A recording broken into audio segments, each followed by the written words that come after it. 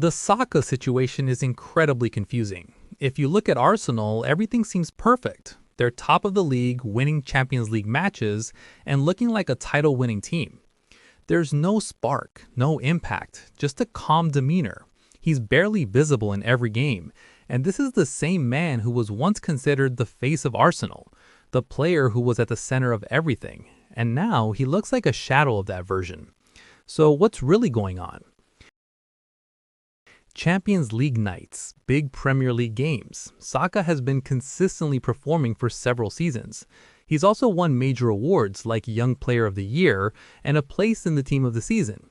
But at the same time, it feels like he doesn't get the same praise as other players, like Phil Foden and Cole Palmer, who seem to get more attention than Saka ever did. It feels like Saka has to work twice as hard for half the recognition. The 2022-2023 season is when Bukayo Saka really starts to be seen as a true star. No one expected Arsenal to go from 5th place to title contenders in just 1 year. It was their first Premier League title challenge since 2004, and Saka was at the heart of it all. He was involved in almost every attack, and in one-on-one situations he was exceptional. He always knew when to speed up and when to slow down, and for such a young player, he played like a man. Arsenal didn't win the league that season, but it ultimately proved a turning point for Saka. He showed that he could easily become a world-class player. With 15 goals and 11 assists in all competitions, he won the PFA Young Player of the Year award. It was clear that Arsenal had a superstar on their hands, and he embodied everything the club stood for, and became the face of a new era under Mikel Arteta. In the following seasons, he continued to carry that momentum forward. Now teams were starting to appreciate how dangerous he was, especially on the wings, so opponents double-marked him to close down his space.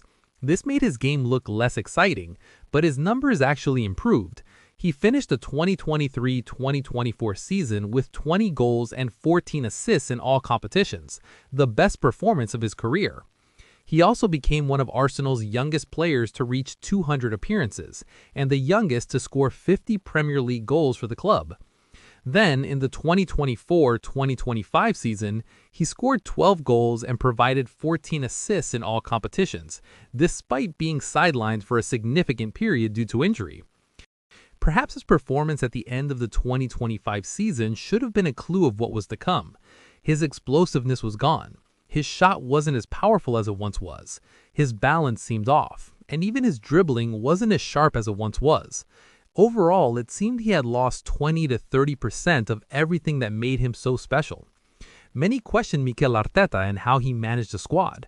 Saka had been playing non-stop for years, barely getting a break, consistently starting and playing every minute of every match. He seemed to be wearing out. But honestly, if you look at his performances at the end of the 2024-2025 season and the 2025-2026 season, it doesn't feel like a short-term struggle anymore. His physicality is obvious when you watch him.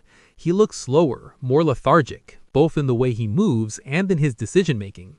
Sometimes he shoots when he should pass. Sometimes he crosses when a simple pass would suffice. He chooses the wrong option. I've seen him try to take on defenders like before, but now it seems easier for defenders to stop him. For the past 6 seasons, Saka has consistently been among Arsenal's most played players. As I said, he's been overused. Tactically, the situation hasn't helped either. Saka has become very predictable, and opposing defenders have learned this. They double mark him and constantly foul him.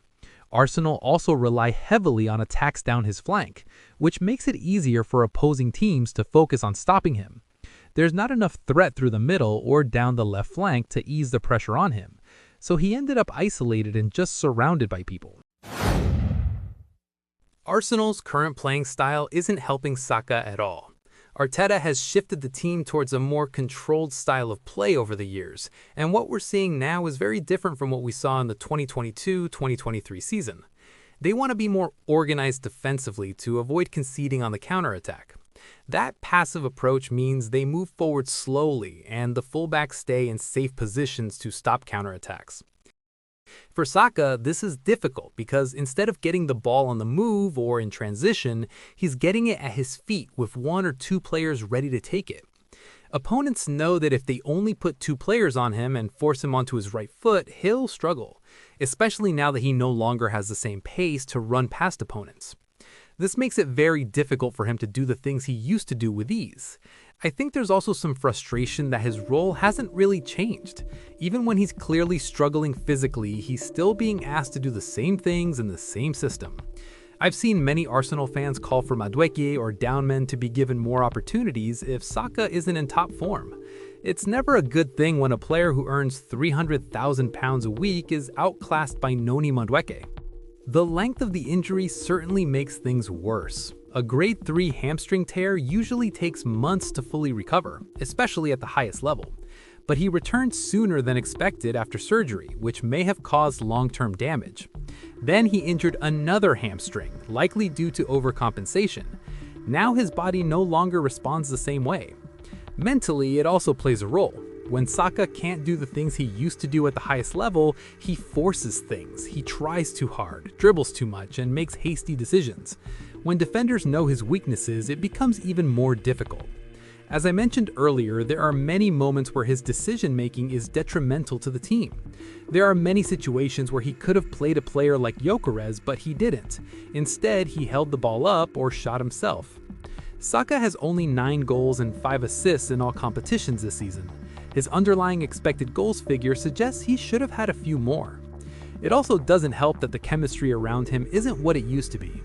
Injuries to players like Martin Odegaard and lineup changes have also disrupted the flow he once had on the right side of the team. It's incredibly frustrating because we've seen how good he used to be. We've seen him dominate games, perform in key moments, and truly carry this Arsenal team. He represents something bigger than football. He's a symbol of the deep connection between Arsenal and the fans. So the real question is, where do Arsenal go from here?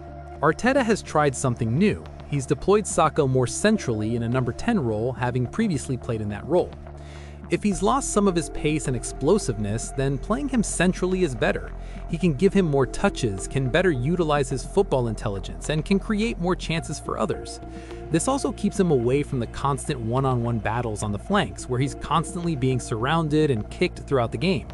Instead, he can be more involved, get on the ball more often, and create chances for his teammates. The great thing about Saka is that he still works hard in every game, still helps out defensively, still gives everything for the team, and a lot of what he does off the ball goes unnoticed. The reality is, teams are too focused on stopping him because he's still one of Arsenal's biggest threats. That's why people still have complete faith in him. If Arsenal can find a better balance in attack, it will ease the pressure on their team. He could return to his best, but more than anything, I think Saka just needs a rest. He looks physically exhausted right now, and with the World Cup coming up, it doesn't look like he'll be getting much rest anytime soon. Having played so many games over the years, especially for such a long period without a break, seems to be taking its toll on him. Fortunately for Arsenal fans, the rest of the team has really stepped up their game this season.